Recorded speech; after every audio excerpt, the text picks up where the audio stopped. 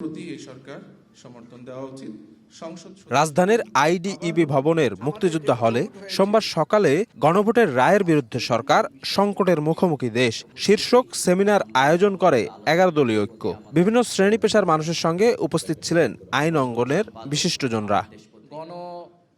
বাকশালী কায়দায় সংসদে বিরোধী দলের কণ্ঠরোধ করা হচ্ছে অভিযোগ করে 11 দলীয় ঐক্যের নেতারা বলেন, গণভোটের রায় বাস্তবায়ন না করে বিএনপি সরকার দেশকে সংকটের দিকে নিয়ে যাচ্ছে। আজকে যে সংকটের মুখোমুখি বাংলাদেশ, এই সংকট তৈরি করেছে বিএনপি। আপনারা আমাদের মাননীয় বিরোধী দলীয় নেতা, বিরোধী দলের চিফ হুইপ সহ সকল এমপিদের কণ্ঠকে রুদ্ধ করার চেষ্টা করছেন বাকশালী কায়দায়। বিএনপি এখন একটা কৃত্রিম বিরোধ বা সংকট তৈরি করছে, যে জুলাই সনদ বনাম জুলাই আদেশ। গণভোটের রায় বাস্তবায়ন না হলে কঠোর আন্দোলনের হুঁশিয়ারি দেন জামায়াত আমির। এই জুলাইয়ের বিপক্ষে অবস্থান নিয়ে সরকার পার পাবে না ইনশাআল্লাহ। গণরায়ের মাধ্যমে এই জুলাইয়ের আকাঙ্ক্ষা ইনশাআল্লাহ বাস্তবায়ন হবে। এর জন্য আবার জীবন দিতে হয় দিব।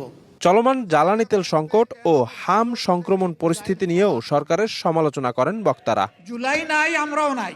শফিক মুন্সি, সময় সংবাদ, ঢাকা। আসসালামু আলাইকুম ওয়া রাহমাতুল্লাহ।